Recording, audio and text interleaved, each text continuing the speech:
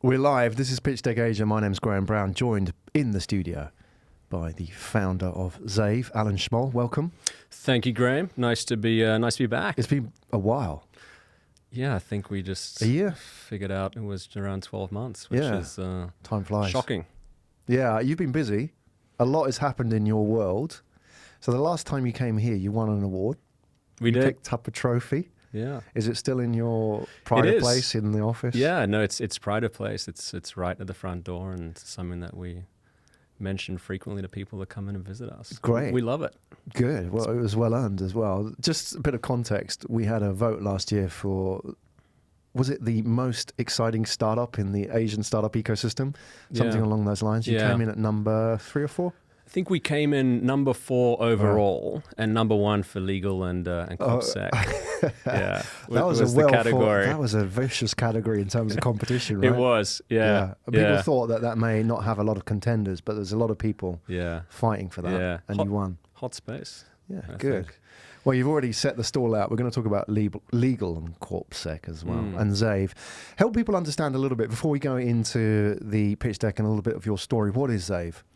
So Zave is a cloud corporate governance platform at its simplest, and it's a two-sided platform. On the one hand, it's used to help startups, SMEs, fund managers, special purpose vehicles, basically anybody that has a legal entity around something.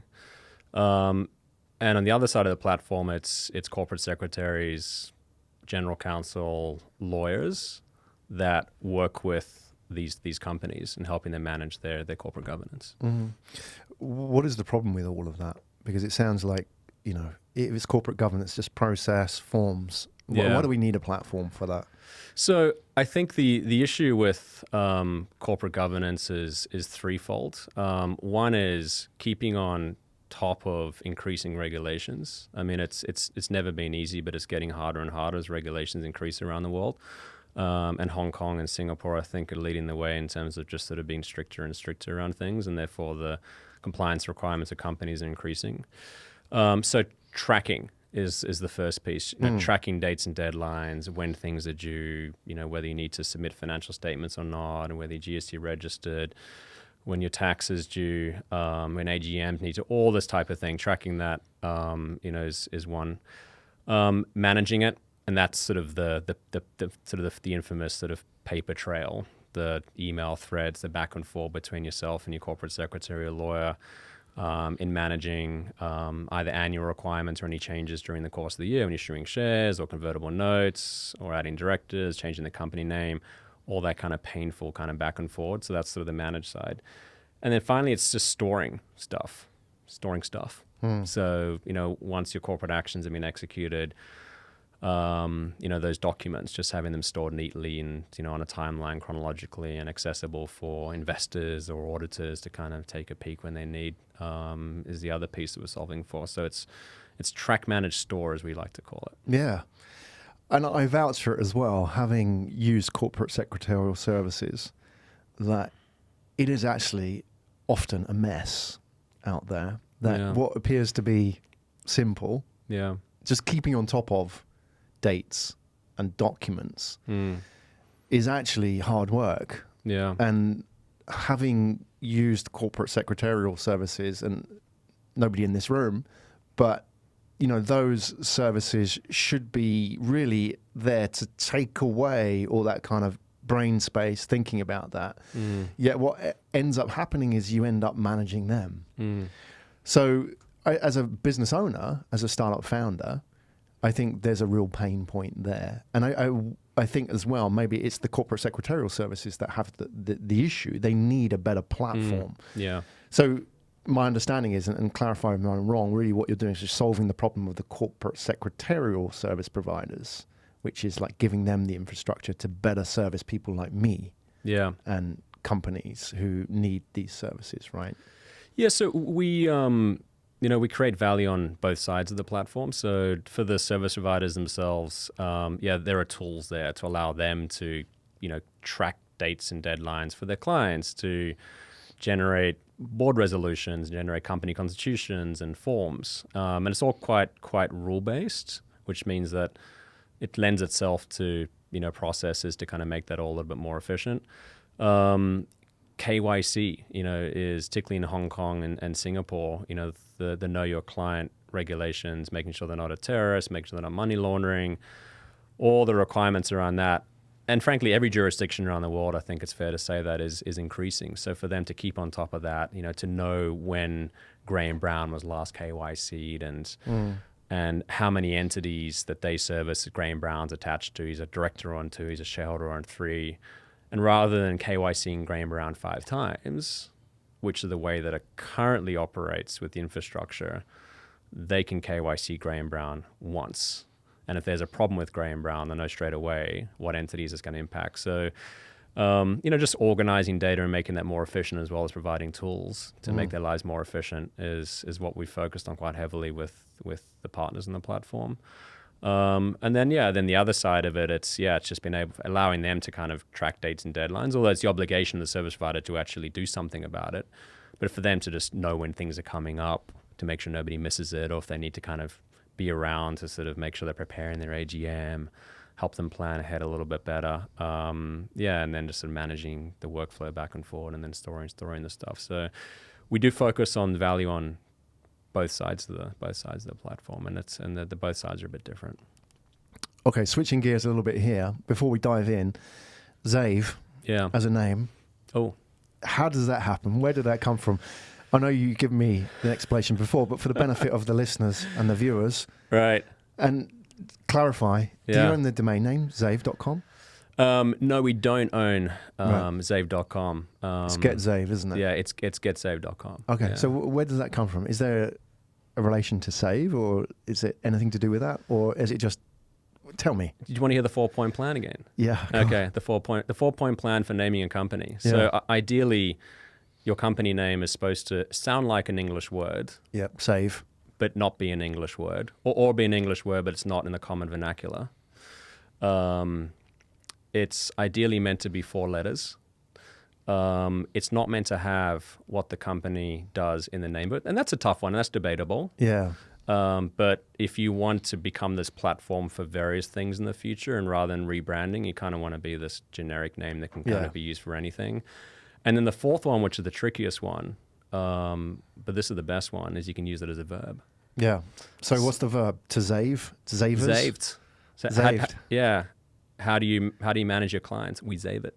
You Zave it? Yeah. Zave it. How do you manage your corporate governance? We Zave it.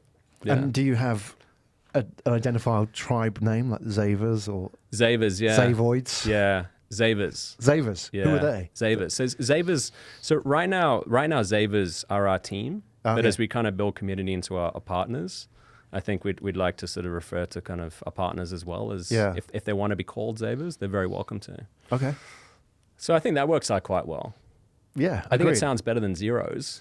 Yeah. Don't you think? Contentious. Well, you could have super zero. Yeah, super zeros. Yeah, and there's a bit of work there. Yeah. Selling that to the market. Okay. Yeah. Obviously, Zero are a partner of yours. So let's talk about the product itself, and then I want to jump into the journey. I was going to flash the product up because I think it's useful to see exactly what it is so people can conceptualize it. We'll get up on the screen as well. And bear in mind, Alan, that some people may be listening rather than actually watching this. Yeah. So we might have to be a bit descriptive. So we can have a look at the pitch deck. I want to just flash forward to slide 3 on your pitch deck, which actually outlines what the product is. And then you actually go into the breakdown. So we're on slide 5 here about what actually the functions are, and then a bit of the timeline. So let's talk about what actually it is. To me, looking at this and help me understand it, and the listeners as well, it looks like a dashboard. What is Zave from the front end? Yeah, so again, there's sort of those 3 components of track, manage, store. So the track is tracking workflow back and forward with your service provider, and we have a task manager for that. End-to-end process from creating a task and then observing it as it kind of moves through the various steps through to completion, distributing the resolution to directors, updating ACRA, et cetera. Is that a logistical challenge, effectively, like tracking a parcel? It is, yeah. Yeah, it's kind of the DHL of corporate services, Okay. perhaps. Yeah, no, it is. It is really tracking it. It's it's at your doorstep. It's time for you to open the door. Because there's a lot. Is there a lot of handing over of like from different components? And there are. So there's generally about 5 or 6 different steps in a corporate action. From, first of all, the client of these firms, requesting something to be done, and then the corporate secretary will review it and make sure they've kind of got all they need and confirm anything if they need to confirm it. Draft resolutions, distribute resolutions for signing, update the government. In the case of Singapore, it's ACRA, and then it's done, and then it's just file it, and that kind of goes in the timeline. So from tasks, managing all those different steps through the document being completed, then filed on the company's timeline. So it's all in one place. Traditionally, that would have been handed over. How would that have been done? Would it have been Excel spreadsheets, emails? What would it, the old school way of doing that, or many people still doing that, I suppose? Yeah, so different shades of grey there, I guess. The most old school way of doing it would be you'd go down to the corporate secretarial's office. Yeah. And they'd invite you in for a coffee, and they'd lay the paperwork out in front of you. And then they'd sort of push them across the table and ask you to sign those documents. And then they would say thank you very much, and then they would take those documents, and then they would call in the directors to come in and have the same cup of coffee and do the exact same thing again. So that's the old school, the oldest school way, I think, of doing it. Then as you sort of modernize from that, they kind of move to still wet signatures, but scanned wet signatures. You don't need to come to the office anymore, but you need to print it off, sign it, scan it, and send it back. Yeah. So by the time it's finished, the thing's been scanned 5 times and half it's been cut off. And then I think sort of one step before us is then using digital signature platforms. There's a bunch out there: DocuSign, HelloSign, Adobe Sign, all these guys. But still, even with that, there's still all the workflow around it, which is generally on email. Yeah. And so these you still have to upload the document to the DocuSign, etc. It still has to be a Word document that you upload, and still there's a process, and it takes somebody to think about it. Yeah, and all the email around it. Yeah. So you're still capturing the requirements on email. There's still these chains of emails going back and forth. There's still all this unstructured data. So before the resolutions have been generated, there's all this unstructured information going back and forwards, going, hey, I want to add a director, and then they go back and go, cool, can I have the name? Yeah. They come back with the name and go, oh, I need the middle name as well. Oh, I need the nationality. Are they a PR? All that kind of back and forward.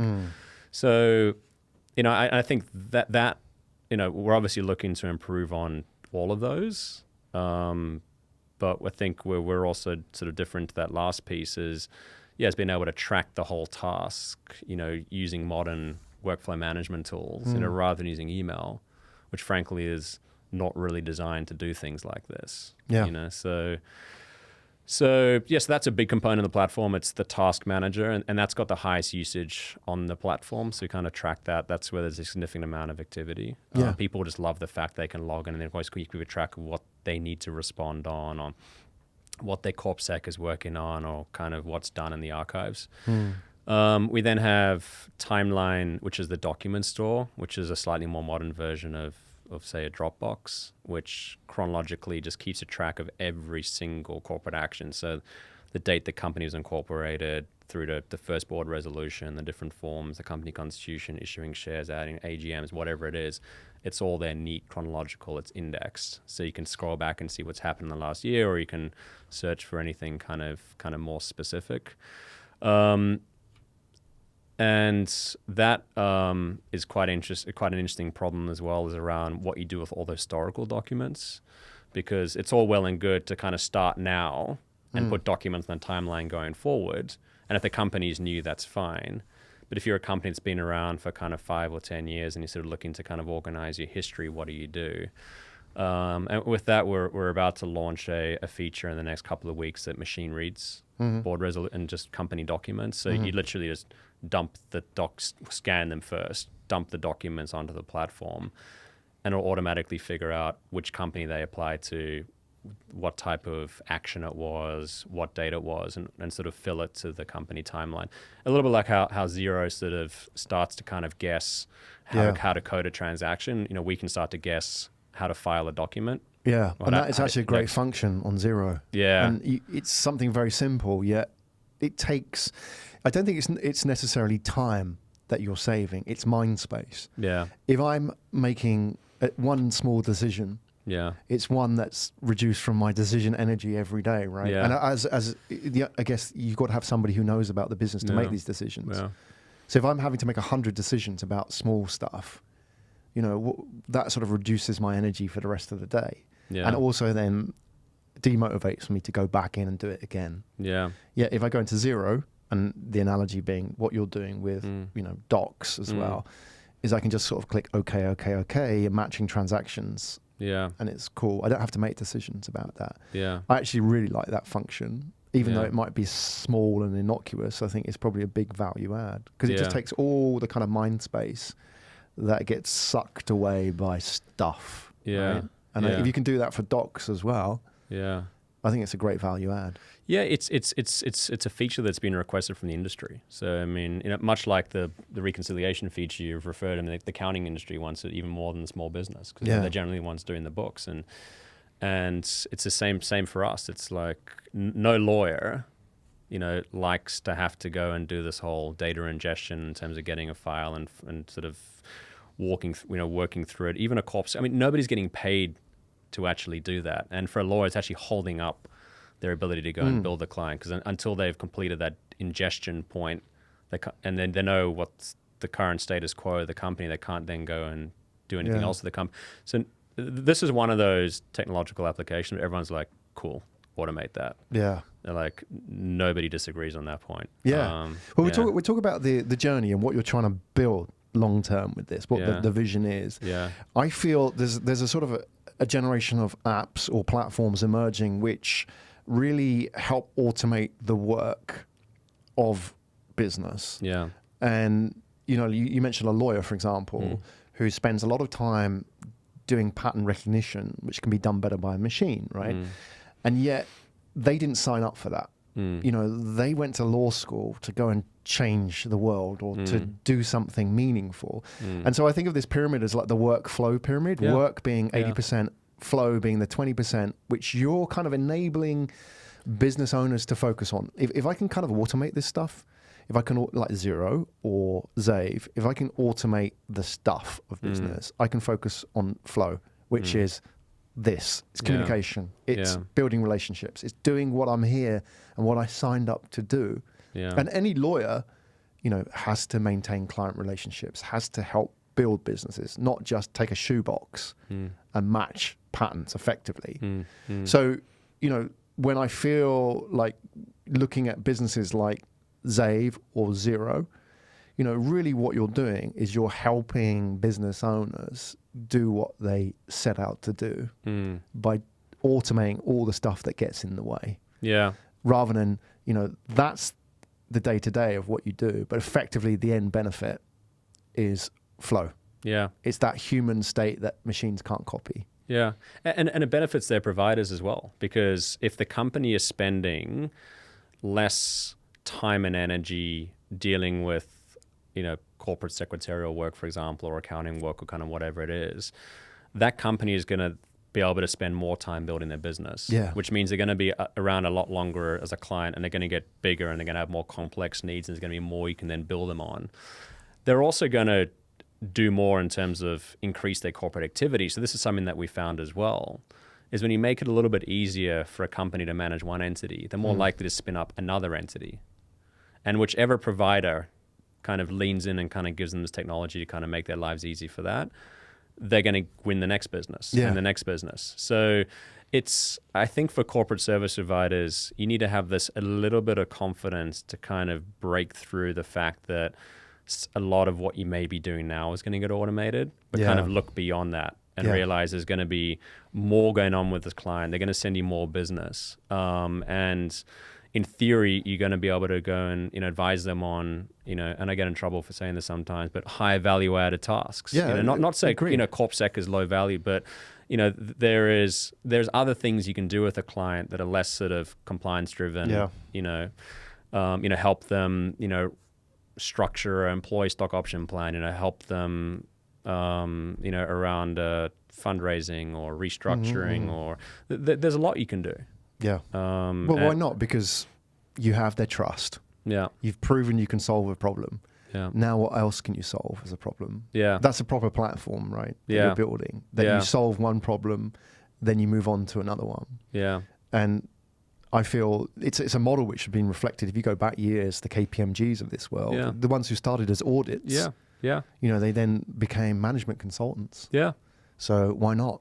Yeah. I think this is a similar kind of evolution, right? Yeah. You can move up that value chain, if you like, and start offering those kind of services in future. Yeah. Shall we have a look at the timeline, Alan? I want to see where you've come from and where you're company going. timeline. Yeah. Nice. So tell us. So you started. Yeah. Well, you've actually gone through a 2-year anniversary. Yeah. Just passed. Congratulations. Thanks. You've made it over the hump, or the valley of death. Yeah. 2 years in. So obviously not everybody can see this. We'll talk about what's actually on the timeline page. You came from the world of investment banking. Yeah. Particularly if I don't want to put words in your mouth, you tell me, but is it fixed income derivatives products? Yeah. Which is specifically like, that's a very specific world, isn't it? Where you're designing, you're not on the trading floor. What kind of mindset goes with that world?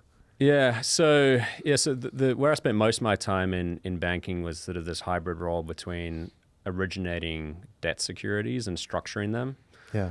And one of my favorite topics is hybrid securities, which is a bit like debt, it's a bit like equity. It's kind of somewhere in between. I'm glad you get excited about that. Not many people do. So originating and structuring the security and then trading them. So, most of my career was sat on what's called a syndicate desk, which is a primary markets desk, and primary meaning it's there to trade the new issue. So when a company wants to go and raise debt, issue a new bond or raise equity, that's done through a syndicate desk. And then once it's then being traded at primary, i.e. the equivalent of a company issuing equities, when you issue shares to a new investor, that's primary. Once they've bought those shares, they then want to go and sell them on to somebody else, that's then secondary trade. So it was the primary side. So it's, in some ways, obviously it's very different to doing this. But I think where it's quite similar is a ton of compliance. And that just increased a lot post-financial crisis, increased regulations about what we can put on our balance sheet, what we need to be sharing with investors, what we need to update them on, what we don't have to share with them, and all that kind of stuff. And then obviously just it's issuing and structuring securities, and obviously, kind of back, those were large organizations doing highly structured, pretty funky stuff. But it's similar to kind of what companies are doing now. I mean, you're seeing startups now, because they've got the corp secs that kind of understand the different funding instruments. They're doing more funky stuff too. And it's in their interest that they do, because it's opening up more innovative ways to fund rather than just issuing shares anymore. You can issue a safe note, for example, and you can incentivize your employees beyond a monthly salary with stock option plans and things like that. So there is a little bit of crossover there to kind of what I was doing, I guess, in banking. Did you start out on that journey saying, I want to build this SaaS platform, or I want to solve this specific problem? Where was the genesis of Zave for you? What was the conversation that happened? And was it you or with somebody else, or how did it start? So, Zave is the second startup that I've sort of done after banking. So I left banking in 2014. The first one was sort of workflow around primary debt capital markets. So it was building a workflow tool specifically around kind of what I was very familiar with. Yeah. And that was probably like a low risk thing for me to kind of leave banking and do, because I was obviously very familiar with, some of the pain points that needed to be solved. We pivoted, we moved on from that about 2 years ago, and we didn't roll a single line of code, but we rolled our infrastructure and architecture. And I think the reasons today that we're onboarding with large corporate services firms, because infrastructure is kind of built to like JP Morgan level security. But in terms of what the actual platform does today versus kind of what that platform does is a little bit different. Having said that, that was also a two-sided platform too. On the one side, you had investment banks, JP Morgan, Citis, BAMLs, working on stuff with their clients on the other side of the platform that were companies raising money, companies rather investing in the deals that these banks were originating. So the BlackRocks and Fidelities are kind of on the other side. Whereas now it's SaaS. It's a two-sided platform. On the one side, you have the legal corporate sector professional services industry, which is sort of akin to the JP Morgan, I guess, equivalent. And then on the other side, you have the consumers of these services, which are the Graham Browns. Yeah, the startups. Yeah, fund managers, family offices, VCs, private equity, anybody that touches legal entities, which these days is pretty much everybody. That's the entrepreneurial So stuff. when you started it, did you have a bigger vision of what you wanted to build? Or was it like, I want to solve this problem? Did you say, like, I want to grow this billion-dollar platform that solves this global problem? Yeah. How does it work? Because I think it's an interesting story for people to kind of understand how these start. Like, some people do start with that, but some people just say, look, there's this problem. I want to fix that first. And let's see how big that becomes. Yeah, so I think we, as I sort of put up there, I was sort of a power user of corporate services. In the first startup, we had, entities that were managed by these corporate secretaries in different jurisdictions that we're in. And so I observed firsthand the pain, but not from the perspective of the corporate secretary necessarily, but perspective of the company. Right. I was a big fan of the people that we were working with at these firms. I liked them, but I started to despise them, not because they were bad people, because their processes were really painful. Yeah. So it was this unnecessary tension in my relationship with this industry. And it wasn't because they sucked at what they do. They were very knowledgeable people, and there was nothing wrong with them at all. Take them out for a beer, nicest people in the world. But there was something that was innate around the process that was making me despise the industry. Yeah, that's the work getting in the way of the flow, right? Yeah. And even in relationship. Yeah. So it was observing that and then sort of figuring out, okay, well, there's something to do here. How do we go about doing it? So we had two choices. And I think maybe this is interesting for some of your listeners and sort of starting something out. The knee-jerk reaction is to kind of start with the end solution, start with kind of the end game and kind of hope it works. Yeah. So the equivalent of like an Amazon would be if Bezos started with the end solution and worked back, he would not have sold books in his garage. No. He would have just created a website. He would have gone out to the world and found people that wanted to buy books and found booksellers that wanted to sell books. And what would have happened? We wouldn't have Amazon today because that's just not the way you build platforms. It's the same with Uber. Uber didn't start out by finding passengers and finding drivers. They went and paid drivers to put their feet up on the, what's the word? Dashboard, that's it. Yeah. Feet up on the dashboard, turn the app on, literally just have it on, paid to do that and not do anything. Yeah. And then they went out and told a bunch of passengers that look at all these drivers that are out there and you can just press a button and they're going to come pick you up. And they're like, cool. So it's figuring out which side of the platform you're going to solve for first, because it's very difficult to solve for both sides at the same time. Yeah. Unless you've got billions. Yeah, and even that sometimes, it doesn't, money doesn't always necessarily solve that either, because you can throw money at something, but sometimes you need to force it a little bit. Unless you're the one that's actually providing that one side, it's a little bit difficult. So Bezos had books in his garage, right? So that was the one side. Uber again, just paid the limo drivers sitting outside, literally, downtown Merrill offices that were waiting to pick up bankers to just turn the app on and kind of sit there and get paid for really doing very little between the hours of 2 p.m. and 5 p.m. And for us, it was, we want to go and sort of force one side of the market, which was starting out as this corporate services provider. And what that allowed us to do is not just kind of, bring traffic to the solution or kind of just validation for what we're sort of trying to solve for. But it also meant we could just sort of focus all of our resources on the other side. It's a learning process as well, isn't it? Yeah. I think effectively what you did, you have to know what the problem is before you can solve it for everybody else. And being effectively an agency in step one of your journey, you were learning the problem. Yeah. And therefore, once you learn it, then you can create tools, platform for other people to then use them, right? Yeah. That is what you did in that process. And understanding the problem is the problem, I feel, in this world, is that your understanding of a problem is probably better than all those agencies now out there who are the corp sec providers, right? You understand their problem better than they do because they're kind of too busy doing it, right? Whereas you've kind of understood it.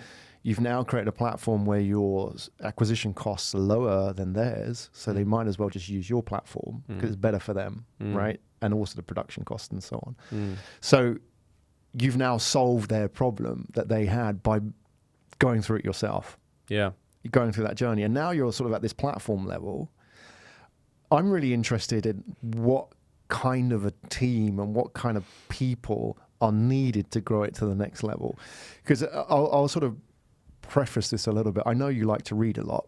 And I know we've shared a few book reviews and so on. You're someone who likes to understand the bigger picture and understand sort of more the meta of business as well.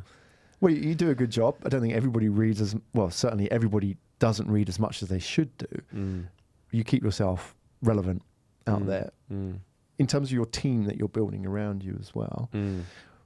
First of all, what kind of people do you have on board? Are they all sort of big thinkers, blue sky thinkers, or are they people very much in the weeds of doing? What kind of culture is it as well to build this platform? What does it take? Yeah.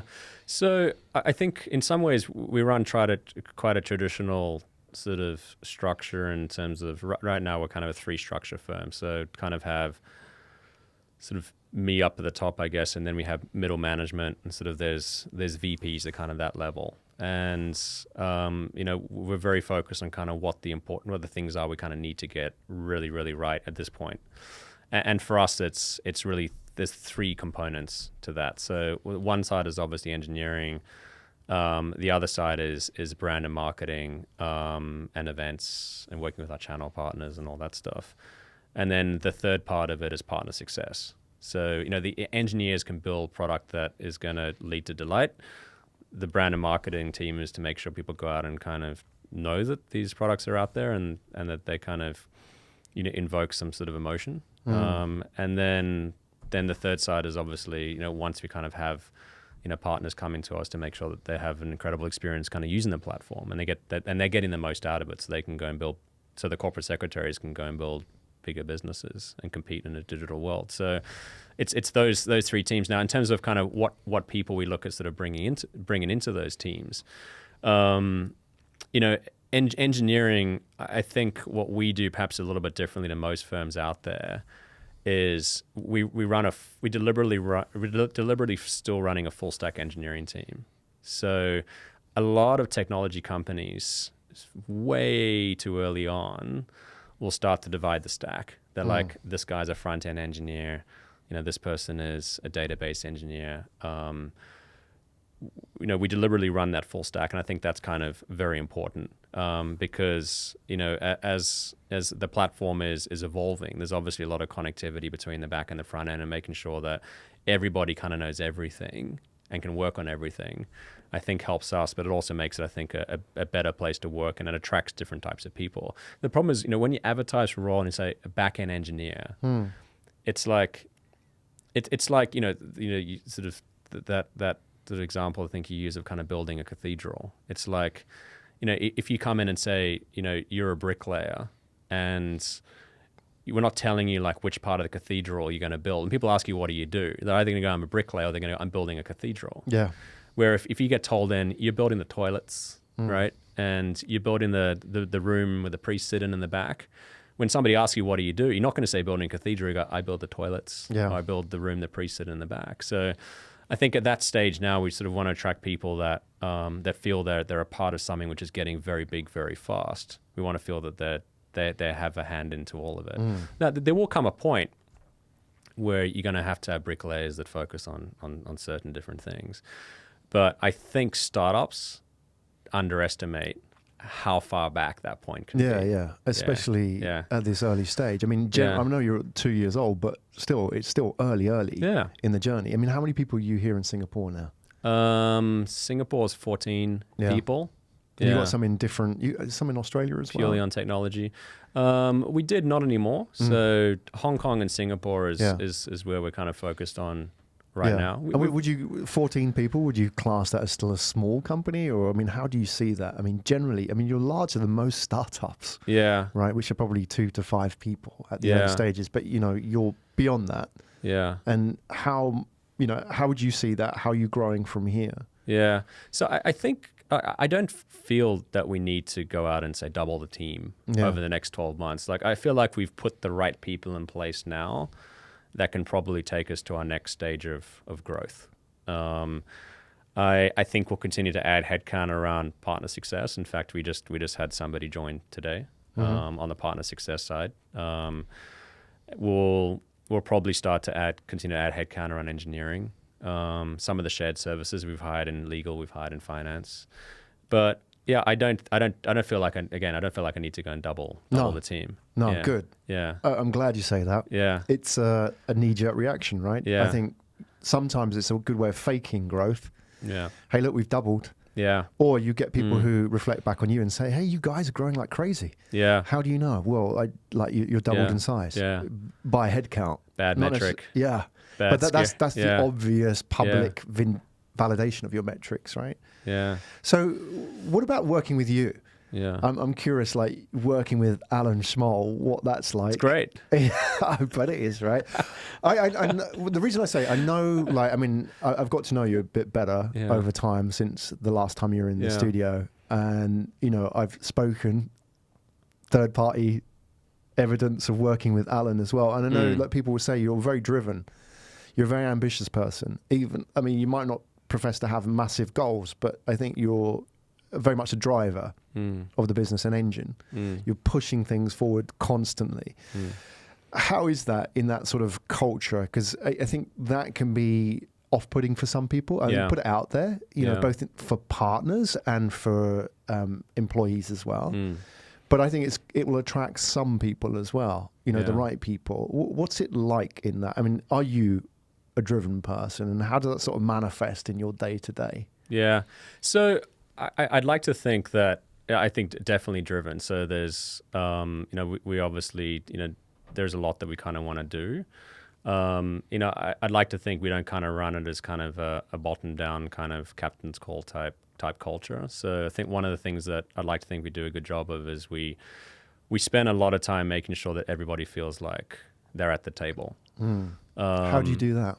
So there's various things that we do. So we work with executive coaches. So we have executive coaches in from the US that are sort of doing more in this part of the world. They kind of do this stuff with other technology firms. So you know, all the VPs have coaches, and they have coaches that focus on sort of specific things that they're sort of trying to improve on, be it communication skills or management skills or kind of whatever it is, or balancing home life. It can really be anything. You know, the jobs of these executive coaches to kind of figure out kind of what's standing in the way of unlocking this, you know, more potential out of somebody and kind of solving for it and bringing the right people in and make sure they can do that. Yeah. So we have that. We also do we do team circles, you know, sort of amongst kind of middle management where, we get together every sort of few weeks and we sort of really kind of deep dive into kind of the why of you know, why we're doing this. You know, we did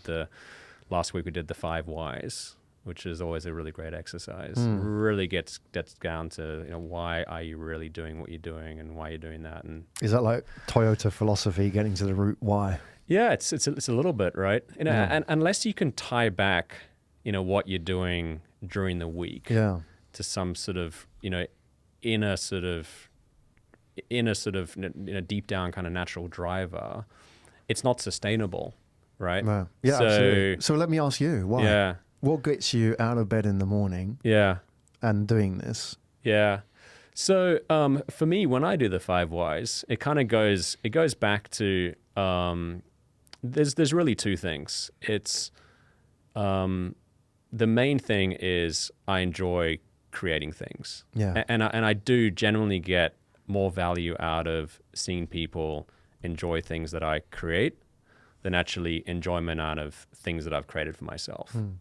And when in doing these sessions, we kind of went right back to kind of when my grandpa would kind of be in the tool shed and we'd kind of make go-karts, and then I'd like take it to mum and like see mum, have fun on the go-kart. Like that was more, that just invoked more passion or more enjoyment in myself than me flying down the hill in the go-kart. Yeah, doing it for somebody else. Yeah, doing it for somebody else. So, and I think that's what I love about Zave is we're touching, we're touching startups, SMEs, people that are living out their dreams, right? And we're making it easier for them. We're reducing the risk that they fail.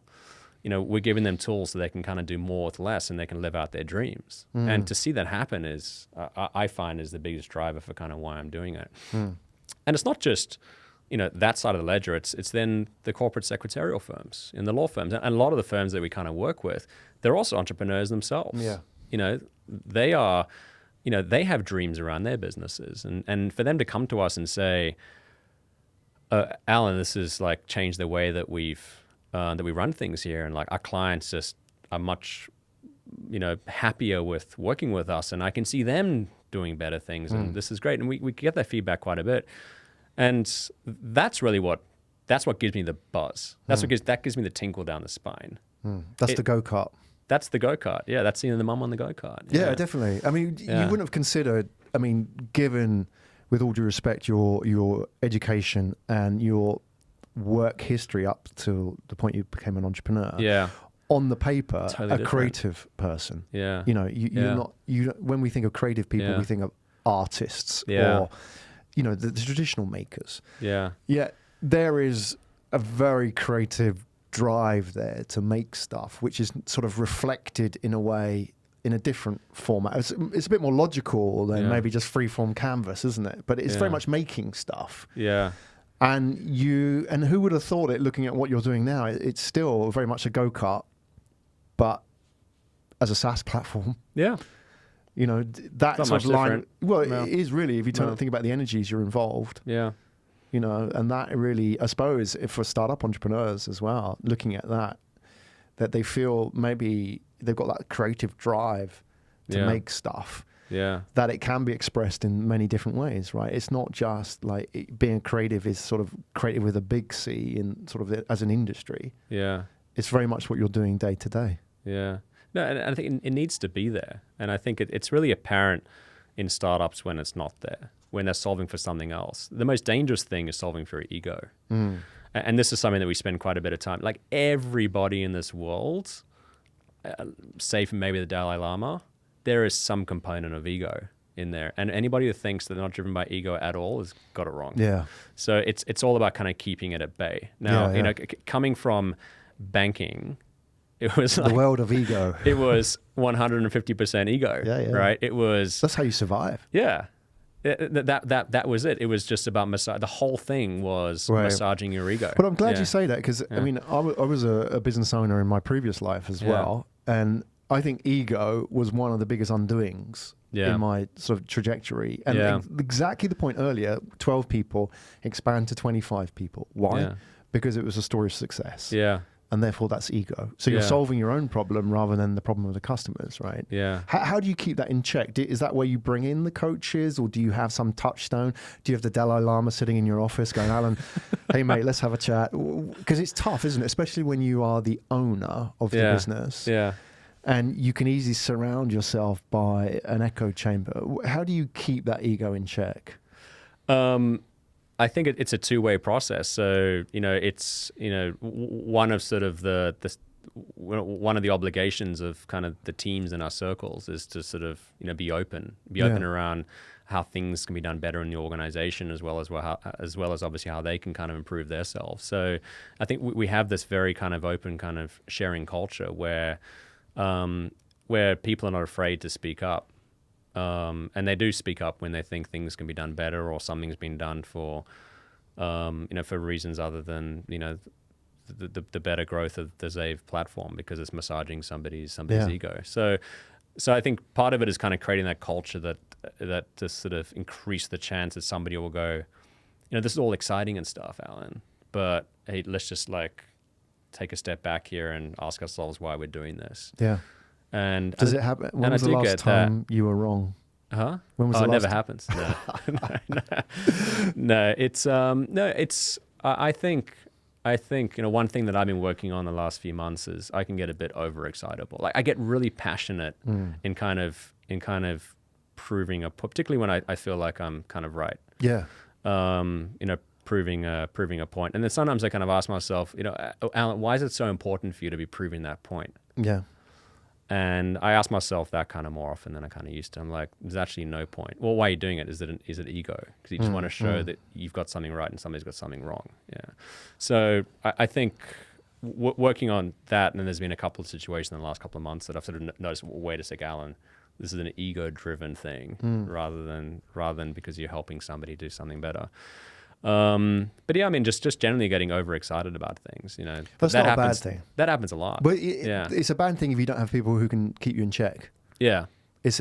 Otherwise, it's a great thing. Yeah. And then you should have a lot of people like that. Yeah. And have balances, right? Yeah. So I think it's only a weakness when there is no balance. Yeah. And I think therefore, that's kind of, and I use like the Magnus from Antler vernacular, the spike. Yeah. The spike in the entrepreneur is that they're slightly, if you look at that bell curve of personality, they're slightly out there, slightly dysfunctional, socially, which then becomes an advantage in this world, because they have that sort of, I don't say superpower, but they have that ability to do that when other people don't, and therefore when that's harnessed, it's phenomenal, because the fact you get excited creates this energy and drive.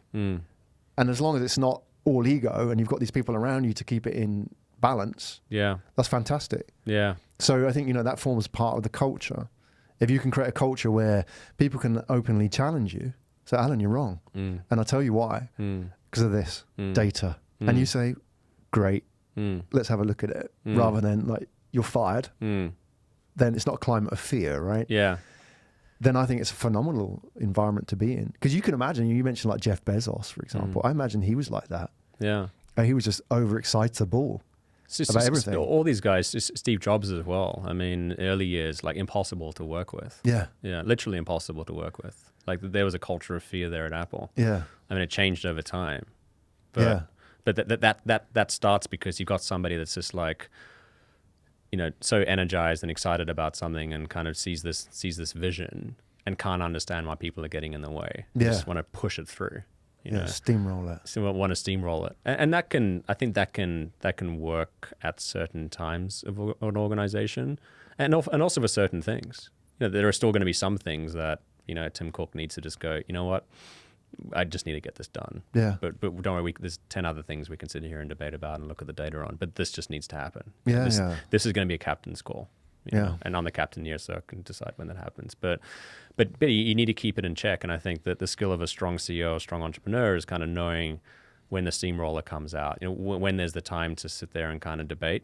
Yeah. And when there's a time just to go, this one's not for debate. Done. This is just getting done. Yeah, absolutely. So moving forward, future. Yeah. Sort of rounding up. You've got a great platform, and I testified the fact I've tried it out. The experience is really good, and I think of Xero when I use it for great experience.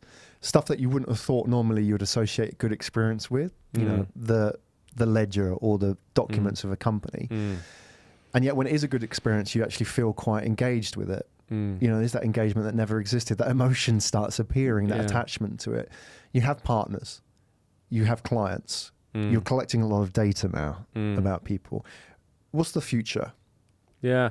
So it's the future here is I think near term is to continue to kind of build out those partners, and we put those partners into two buckets. There's partner firms. So those are corporate secretarial firms. Those are law firms that use the product to work with their clients. We launched a program about 6 weeks ago. We now have around 20 partners, most of them in Singapore, 3 in Hong Kong, and 1 in Australia. So working with them to make sure they get the most out of the platform, as well as make improvements where they feel we can improve. So that's ongoing, and that's already got a lot of momentum behind it now. We're sort of adding 2 or 3 partners every week, and entity growth over the last 6 weeks has sort of been 150%, and that's all working quite well. So that's sort of going to run its own path. We'll continue to put people around that to make sure that we do a good job there.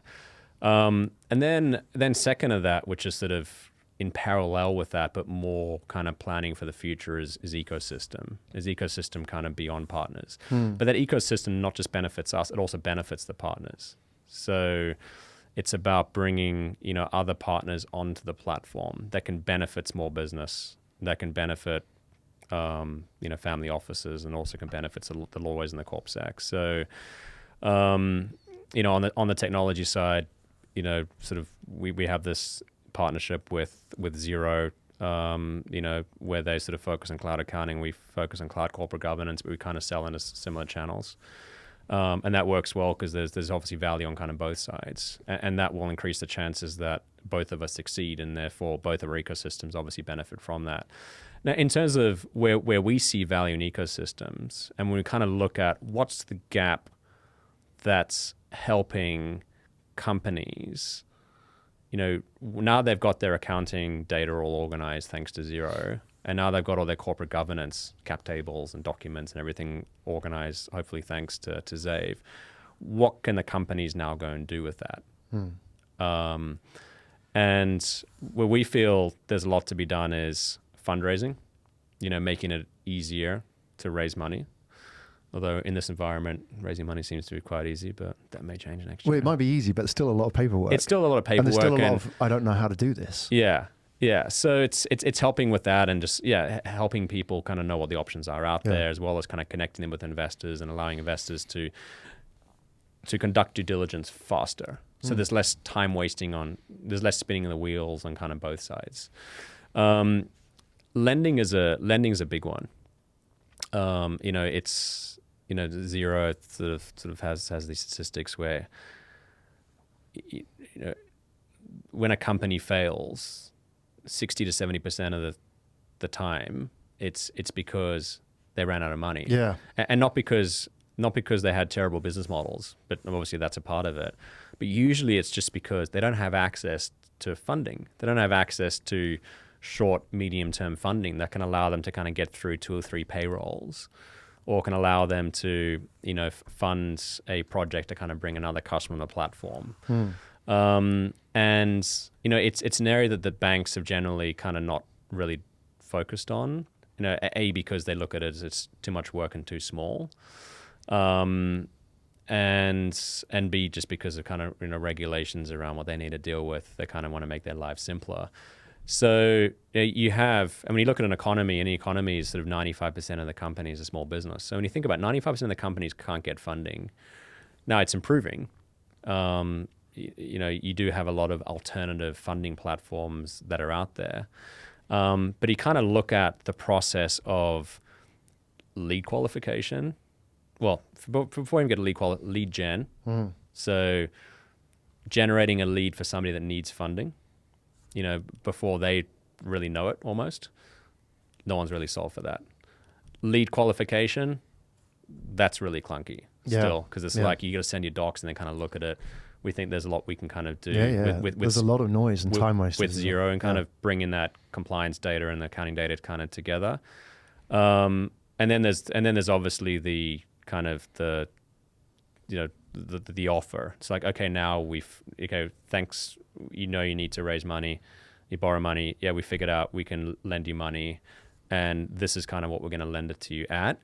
Are you interested in doing this? How do you then close the deal per se? And that's a pretty clunky space as well. So I think there's 3 components there where we can kind of add value for these platforms, and we've kind of started doing more sort of funding platforms on that. So there's one example, but there's many things that small business need to kind of start, grow, thrive, right? And a lot of it comes down to, if not the generation side, but in terms of actually, getting something done, they need to somebody needs to review all this, frankly, all this corporate governance stuff to make sure you are who you say you are, the KYC is done correctly. They know who your shareholders are, they know who your directors are. They need that.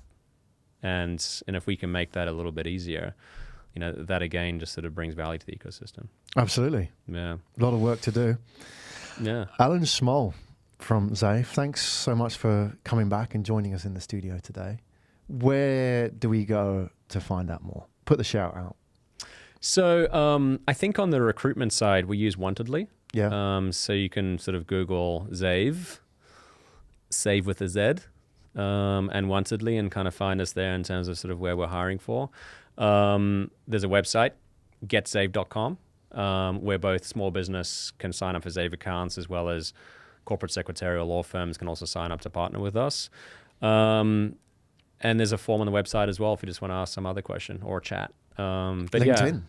LinkedIn. Yeah, as well. We'll put the details in the show notes. Yep. Yeah. Want to reach out to Alan? Please reach out to me on LinkedIn. I think for us, the two areas that we can always do with more help on is just sort of access to talent, be it in engineering, partner success, brand and marketing, as well as just anybody that we can help out with their corporate governance, of course, on the business development side. So any of those areas, please do reach out. Fantastic.